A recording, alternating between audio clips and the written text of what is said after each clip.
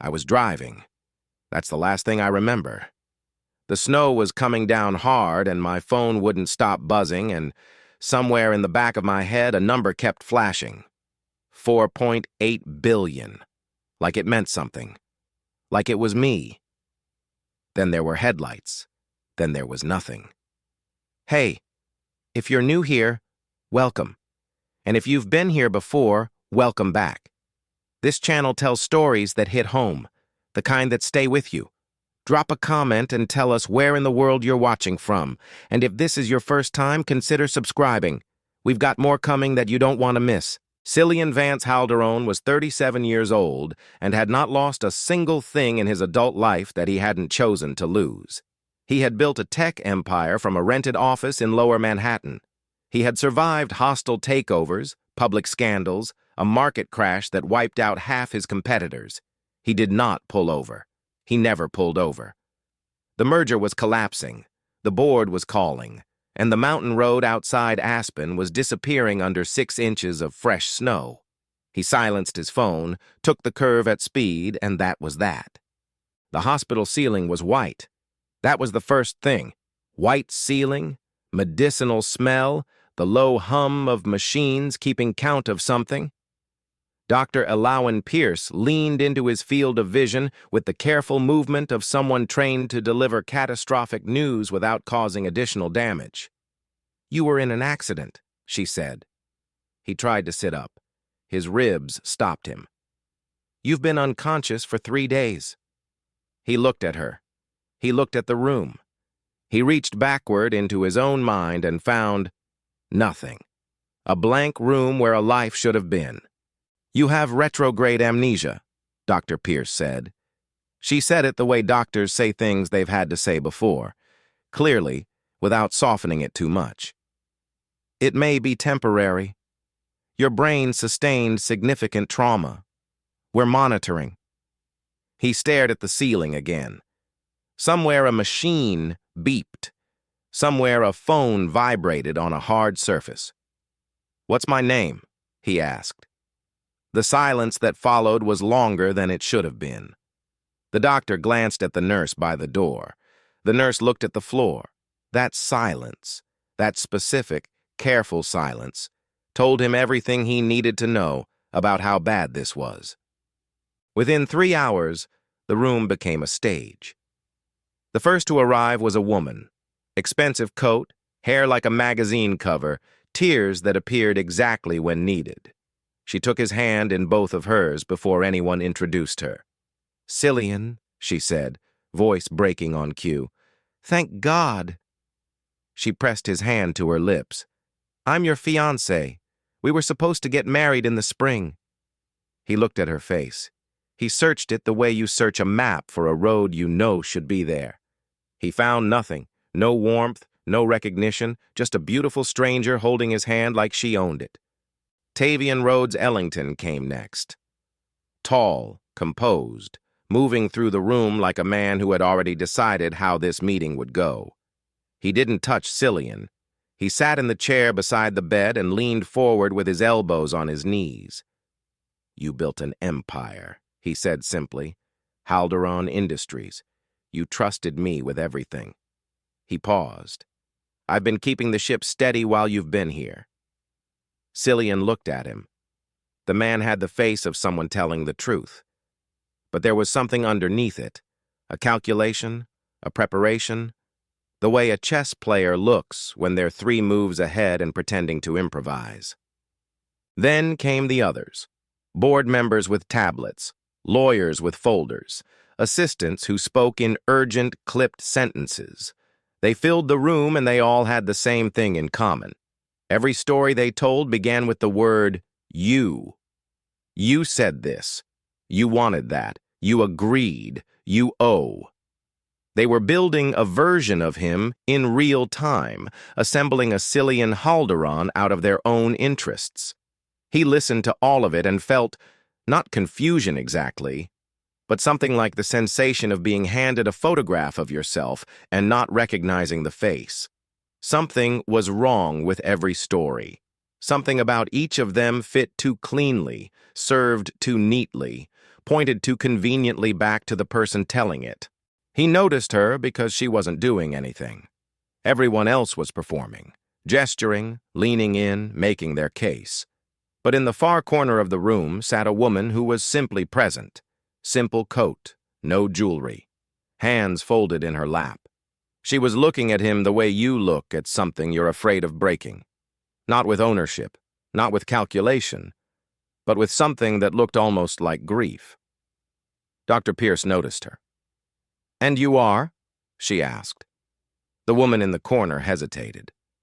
"I'm no one," she said quietly. "I'm sorry. I shouldn't have come." Cillian looked at her, and for the first time since waking up in that white room, his heartbeat did something different. Lyra's head turned the moment Cillian's eyes found the woman in the corner. "She's a distraction," Lyra said, not looking at her. "He doesn't even know her." The dismissal was fast and clean, the kind that comes from practice, but Cillian didn't look away. "Why aren't you saying anything?" he asked the woman directly. The room shifted. Conversation stopped mid-sentence. The woman in the corner held his gaze for a moment before she answered. "Because I don't know what you want to remember." Nobody moved. Nobody spoke. It was the first sentence anyone had said to him since he woke up that wasn't trying to sell him something. He asked to see her alone. Lyra objected immediately, voice controlled, smile intact, but her grip on his hand tightening. Tavian said it was probably unwise. Two lawyers exchanged a glance. Dr. Pierce looked at the patient, then at the room, and made her decision. "Everyone out," she said. It wasn't a suggestion. The room emptied slowly, the way rooms empty when powerful people are being asked to leave, with the particular reluctance of people who are not accustomed to being told what to do. Lyra was the last to go. She paused in the doorway and looked back at Cillian with an expression that was meant to look like love. It looked like a warning. Her name was Arden Mercer. She told him that without being asked, sitting across from him now with her hands folded in her lap, her posture straight, her eyes direct. "Do I know you?" he asked.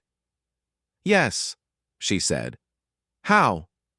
She looked down briefly, not evasively, just the way people look when they're choosing the right words instead of the easy ones. "You used to come into my bookstore." He let that sit for a moment.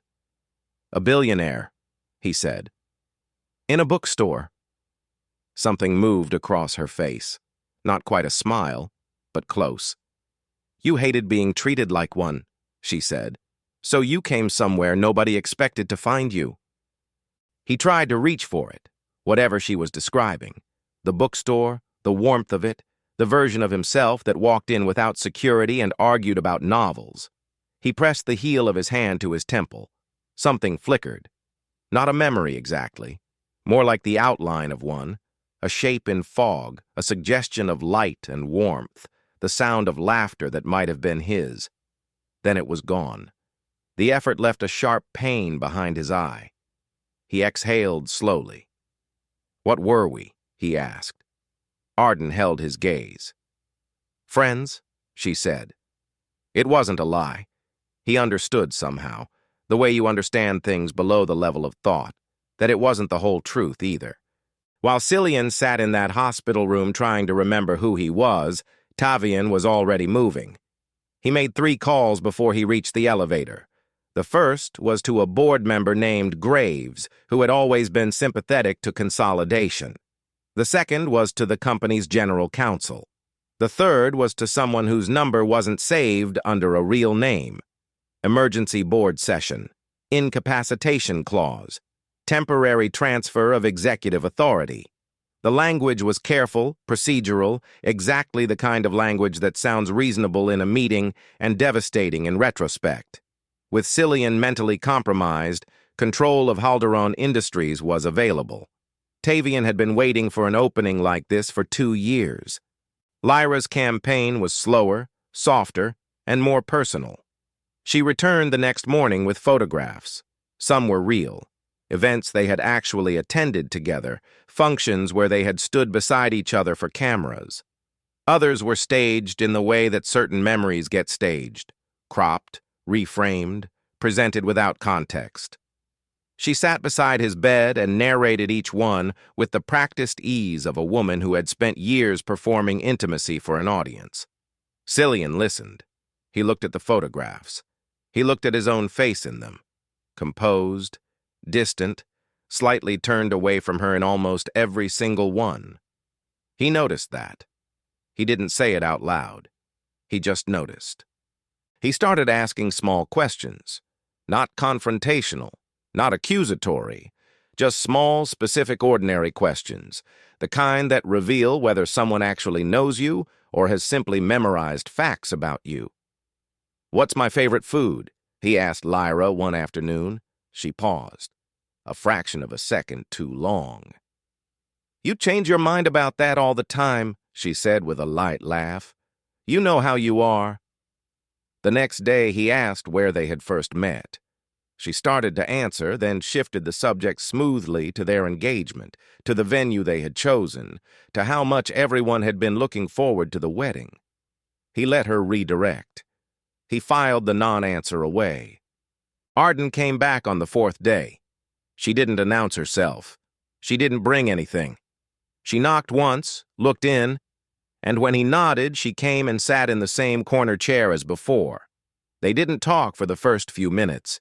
She had a paperback with her, and she read it, or appeared to, and he watched the snow fall outside the hospital window and found that the silence between them felt nothing like the silence he experienced with everyone else. With everyone else, silence was a gap to be filled, a problem to be managed. With her, it was just quiet. "You don't need anything from me," he said eventually. It wasn't a question. She looked up from her book. "No," she said simply. "I don't." 1 year before the accident, Cillian Halderon had been standing outside a building on a side street in Manhattan with 3 photographers 30 feet behind him and nowhere obvious to go.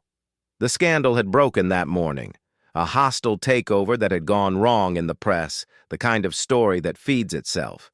He turned left. He walked fast. He pushed open the first door he found. It was a bookstore, the kind that barely existed anymore. Floor-to-ceiling shelves, a hand-lettered chalkboard, the specific quiet that collects in rooms where people have gone to think. Nobody looked up. Nobody recognized him. He stood just inside the door and breathed for the first time all day. He reached for a novel on the nearest table. "That's the wrong one." The voice came from behind the counter, a woman not looking up from the inventory sheet in front of her. "I haven't even opened it," he said. "Doesn't matter. You're going to read the first chapter and put it down." He looked at the cover, then at her. She was still writing something on her clipboard. "You don't know what I like," he said. She looked up then. No recognition, no adjustment, just a direct, unhurried look. "You walk past 6 shelves of fiction to pick up the one book on the featured table," she said. "That tells me exactly what you like. And it's not that." She recommended a different book. He disagreed with her reasoning. She told him, without raising her voice, exactly why he was wrong. He bought the book she recommended. He came back the following Tuesday. "You were right," he said, setting the book on the counter. "I know," she said. He almost smiled. "I'm Cillian," he said. "I know that too," she said. "I looked you up after you left." He waited for the adjustment, the shift in posture, the recalibration that happened whenever people found out who he was. It didn't come. She handed him another book. "This one next," she said, and went back to her inventory. He kept coming back. No security detail, no car waiting outside. He came on Tuesdays and Thursdays, mostly, sometimes Saturdays when the week had been bad enough that he needed the specific quiet of that room. He helped straighten shelves after the after-school rush left them in chaos. He argued about books with the same focus he brought to board meetings. One Thursday evening, after the last customer had gone and Arden was locking the front door, she made coffee in the back room, and they sat across from each other at a small table stacked with returns. Nobody took notes. Nobody needed anything. It was the only hour of his week that felt like it belonged to him. It was on one of those evenings that he said the thing he had never said to anyone. The week had been brutal. A congressional hearing, a short-seller attack, 48 hours of headlines that reduced him to a number and a villain. He sat down, wrapped both hands around his coffee cup, and said it without planning to. "I'm tired of being wanted for what I have." Arden didn't offer reassurance. She didn't tell him it would pass, or that people didn't mean it, or that he should be grateful. She looked at him for a moment. "Then stop leading with it," she said. He stared at her. "You lead with the money," she continued. "The power. You let that walk into the room first. People respond to what you show them." He had no answer for that. He sat with it instead. He laughed that night. Not the managed, social laugh he deployed at dinners and press events. Something that caught him off guard. Genuine, unguarded, erupting out of a comment she made about a biography she was shelving that had clearly been written by someone who had never spoken to the subject. He laughed, and it surprised him. She looked at him when it happened. Not with warmth, exactly. Something more direct than that, like she was registering a fact. Driving home that night, he realized he could not remember the last time he had laughed like that. He tried to trace it back. He couldn't find it. That bothered him more than he expected. If you haven't subscribed yet, take a minute and do that now. New episodes drop regularly, and you don't want to fall behind on this one. The private dinners started 3 months after the bookstore. Not public restaurants, small places, a kitchen counter in Brooklyn, a table in the back of a place in the West Village, where the owner knew Cillian by a different name. No cameras, no profiles, no one constructing a narrative around them. They talked about everything and nothing. Books, cities, the particular loneliness of being surrounded by people who want something from you. She talked about her father, who had owned the bookstore before her. He talked about his mother, who had died when he was 19, which was something he had never mentioned in any interview ever. He didn't know why he told her. It came out the way things come out when your guard has been down for long enough that you forget to put it back up. He ended the engagement in October. Not impulsively. He had been certain for months. Certain from the moment he understood the difference between what he had with Lyra and what he had in that back room with 2 cups of coffee and no agenda. He sat across from his attorney on a Tuesday morning and signed the termination papers without ceremony. He sent Lyra a formal letter through counsel. He changed his estate documents. He did not tell Arden immediately. He wanted to do it correctly, give her the choice, prepare her for what exposure to his life would actually cost her, make sure she understood what she was walking into.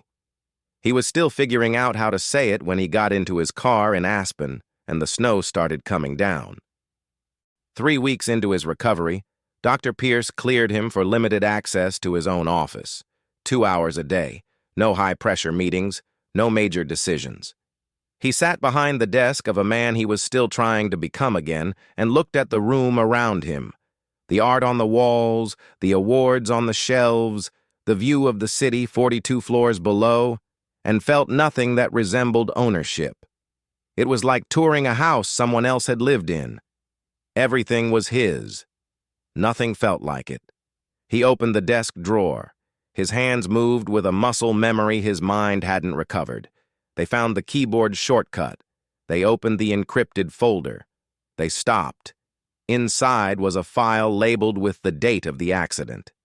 He looked at the file for a long moment before he opened it. There was a single video inside. He pressed play. His own face filled the screen, the same face he saw in the mirror every morning, but different in a way he couldn't immediately name, less worn, more certain. The man on the screen looked directly into the camera with the focused calm of someone who has thought carefully about what he is about to say. "If you're watching this," the recording began, "something went wrong." Cillian sat back slowly in his chair. Outside, 42 floors below, the city moved without him. He turned up the volume. "I was planning to remove Tavian as CFO." The voice from the screen was steady. No anger in it. Just the flat precision of someone documenting facts. He's been siphoning funds from the subsidiary accounts for over a year. I have the documentation. It's in the red folder in the safe behind the Hockney print on the east wall. Cillian turned and looked at the painting. He turned back to the screen. The board doesn't know yet. I was building the full case before moving. The man on the screen paused. Tavian is smart. If something happens to me before I act, he'll move fast. He's been waiting for leverage. Cillian thought about the phone calls, the emergency board session, the incapacitation clause. His jaw tightened. The recording kept going. If Lyra is still claiming me... The man on screen paused, and something shifted in his expression. Not quite a smile, not quite contempt. Something between the two. She was never the one. I ended it in October. The paperwork exists. Don't let her rewrite that. Cillian thought about the photographs, the rehearsed stories, the tears that arrived exactly on schedule, the non-answers to small questions. He thought about the grip of her hand on his in the hospital, the pressure of it, the ownership in it. The recording continued. The only person who never asked me for anything. The man on screen stopped, looked down briefly, looked back up. Is Arden. A long pause. Whatever you've forgotten, don't forget that. He found the red folder exactly where the recording said it would be.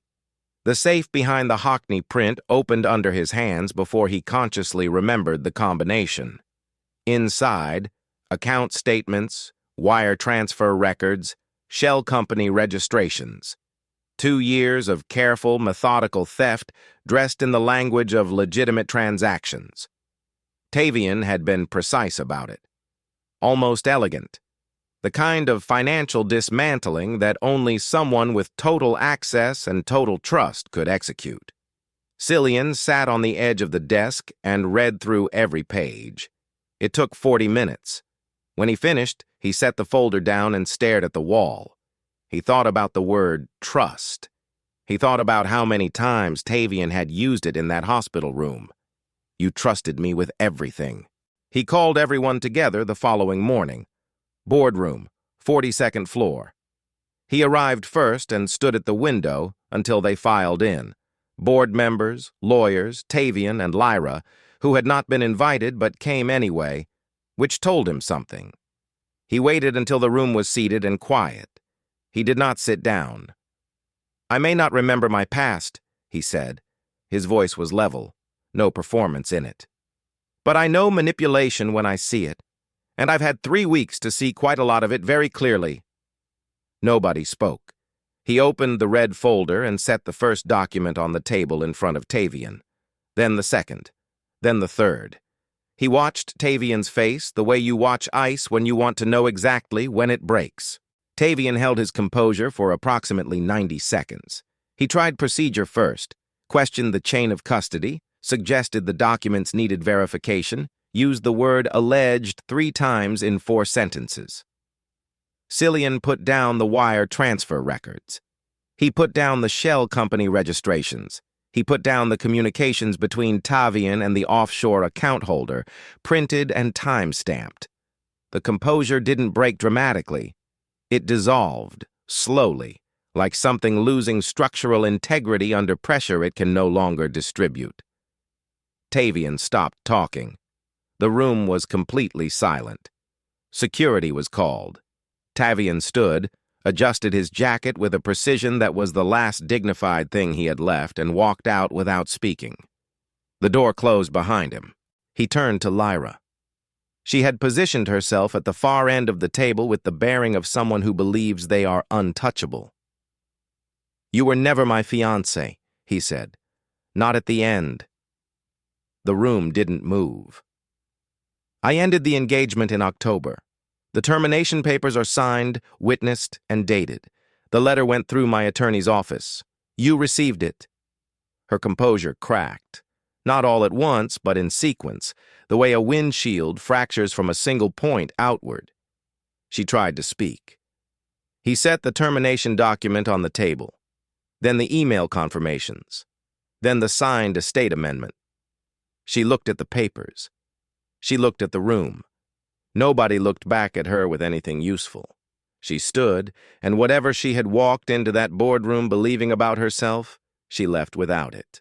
The boardroom emptied the way it had filled, with the particular efficiency of people who understand when a situation has been resolved and their presence is no longer useful. Chairs pushed back, folders gathered, murmured conversations that stopped the moment they reached the hallway. Cillian stood at the window after the last person left and looked at the city below. He had just dismantled 2 betrayals in under an hour.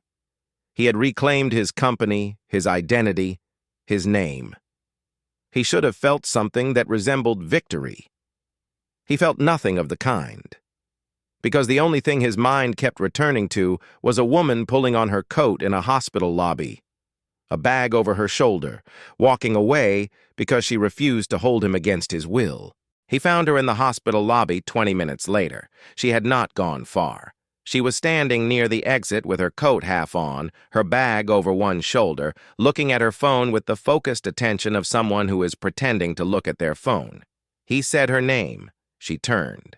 Her face did the thing it always did when she saw him. A brief, involuntary openness, followed immediately by the careful composure she had been maintaining for weeks. "You're leaving," he said. "Yes? Why?" It wasn't quite a question. She looked at him for a moment.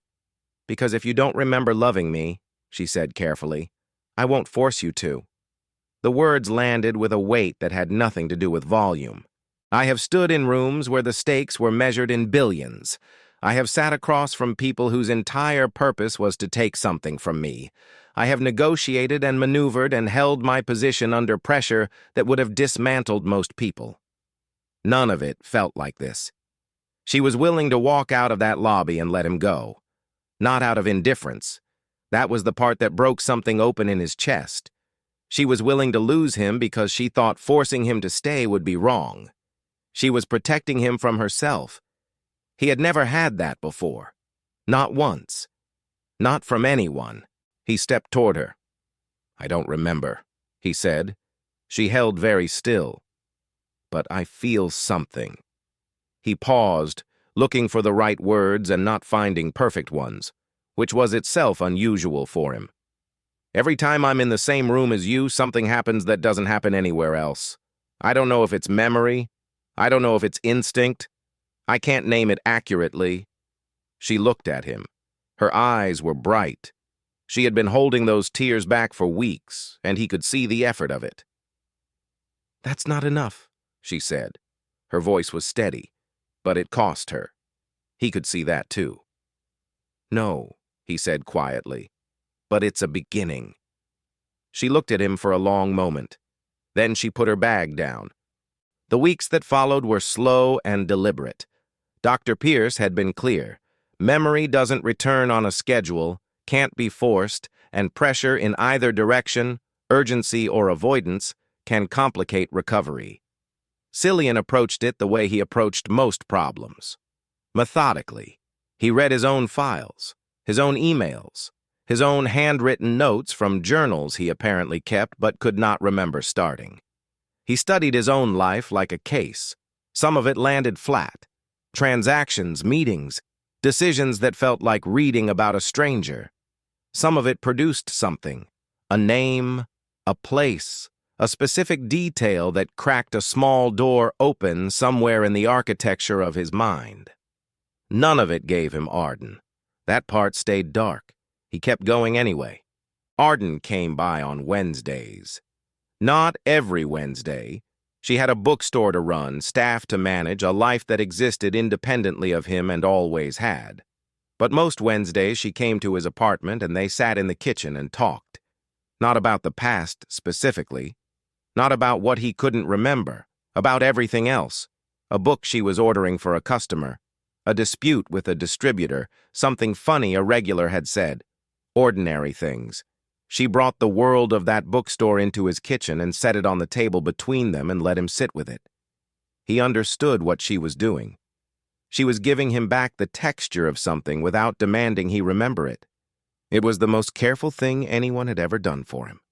It was a Thursday in March when it happened. He had a meeting in the afternoon and found himself with an hour to fill and no particular plan for it. He walked. He didn't intend to go anywhere specific, but his feet knew something his mind was still working on. He turned left on a side street he had never consciously chosen. He stopped in front of a door. A hand-lettered sign in the window, books stacked against the glass. He stood on the pavement outside and looked at it. Something pulled. Not a memory yet. Something below memory. A gravity. He pushed the door open. The smell hit him first. Paper and coffee and the particular warmth of a room that has been full of books for a long time. Then the light, amber, low, slanting through tall windows. Then the quiet, the specific, collected quiet of a room where people have come to think. He stood just inside the door. And then it came. Not gently. All at once. The way a dam doesn't leak before it fails. It simply fails. Her laughter. The argument about the novel. Coffee going cold at a table stacked with returns. The night he almost said I love you and made her laugh instead, and she looked at him over her cup with eyes that said she already knew. The drive to Aspen. The call he hadn't made yet. Everything. He stood in the doorway of her bookstore and remembered everything. He stood there for a full minute. Maybe longer. He didn't move because he didn't trust his legs yet. The memories weren't trickling in. They were arriving all at once, stacking on top of each other, sharp and specific and completely without mercy. The weight of 2 years compressed into 60 seconds. He remembered the first Tuesday. He remembered her face when he came back the second time and she hadn't expected him to. He remembered exactly how her expression changed. Not dramatically, just a small recalibration. A door opening a fraction wider. He remembered thinking, standing in that same doorway on that second Tuesday, that he would keep coming back for as long as she would let him. He had not been wrong about that. He pressed one hand flat against the nearest shelf and breathed. Arden was in the back. He could hear her before he saw her, the specific sound of books being stacked, a brief exchange with someone who worked there, her voice giving a quiet instruction about a display near the window. He walked toward it. His footsteps were quiet on the wooden floor. She was turned away from him, pulling a box off a shelf, when he came through the gap in the shelves and stopped. She sensed him before she heard him. Her hands slowed. She turned. The moment she saw his face, she went completely still. Not frightened, not confused. She read his expression the way she read everything, carefully, thoroughly, all the way to the end. She knew. Before he said a word, she knew. I remember, he said. She didn't move. The box was still in her hands. All of it, he said. The first Tuesday. The book you made me buy, every Thursday after that. The back room. The coffee that always went cold because we kept talking. Her throat moved. The night I didn't say the thing I should have said. The box came down slowly onto the nearest surface. Her hands were shaking slightly, not from fear, from the specific effort of holding yourself together when something you have been bracing against for months is no longer coming. When it has already arrived, and it is not the thing you dreaded. It is the thing you wanted. And wanting it, after so long preparing to lose it, is its own kind of shock. I remember the drive to Aspen. I remember the phone buzzing on the passenger seat with the call I hadn't made yet. The call I was going to make that evening. To tell her I was done waiting, done being careful, done protecting her from a life I was now ready to share instead of hide. I remember thinking, just before the curve, that I had taken too long. That caution had cost me more than exposure ever would have. I remember the headlights, then the dark. And now I'm standing in the back room of her bookstore on a Thursday in March, and she is 3 feet away, and I have lost nothing that cannot be rebuilt. Except the time. That part is just gone. But I am here. And so is she. And that is the only calculation that matters now. She crossed the space between them, not rushing, the same way she did everything, deliberately, without performance. She put her hand on his face. He closed his eyes. "You told me once," she said quietly, "that you were afraid of losing everything." He nodded. He remembered saying it. He remembered the kitchen table, the late hour, the way she had listened without moving to fix it. "What are you afraid of now?" she asked. He opened his eyes. He looked at her directly, the way he had learned to look at things that mattered, without managing the moment, without calculating the outcome. "Losing you," he said. No pause before it, no qualification after it, just the truth, arriving on time for once. They stayed in the bookstore until closing. No grand conversation, no detailed reconstruction of everything that had been lost and found. They sat at the small table in the back room, the same table, the same 2 chairs, and talked the way they had always talked, which was about everything and nothing and whatever was actually on their minds. She told him about a shipment of first editions she had found at an estate sale in Connecticut. He told her about the restructuring he was planning at the company. Slower now, more considered, built on different priorities than the ones that had driven him before the accident. The coffee went cold again. Neither of them noticed until it was too late. Some things, he thought, stay exactly the same, even after everything, even after the ice and the dark and the long way back. Months passed. Halderon Industries was restructured under new executive leadership, with Cillian remaining as chairman. Tavian's legal proceedings moved through the courts with the slow, grinding certainty of documented evidence. Lyra did not contest the termination papers publicly, which was a form of answer. The media ran its cycle, the accident, the amnesia, the corporate betrayal, and then moved on to the next thing, the way media does. Cillian gave one interview. He answered questions about the company, the recovery, the restructuring. When the interviewer asked about his personal life, he said simply that he had figured out what mattered. He did not elaborate. He did not need to. On a Saturday afternoon in late spring, there was a small event at the bookstore. A local author. Folding chairs between the shelves. 30 people, maybe 40. Cillian sat in the second row beside Arden.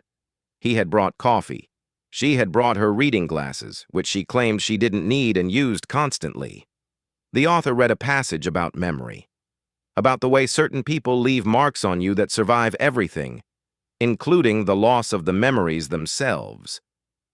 Cillian glanced at Arden. She was already looking at him.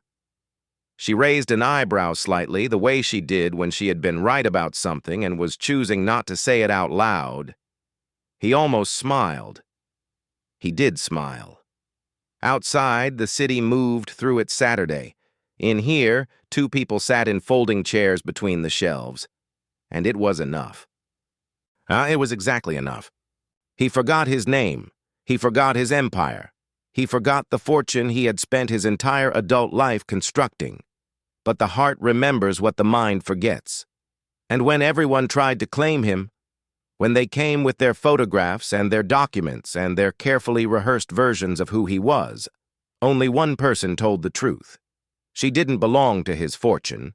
She belonged to him. If this story stayed with you, subscribe so you don't miss the next one. Like this video. Leave a comment. Tell us what hit hardest. We'll be here when the next story is ready, and it's coming soon.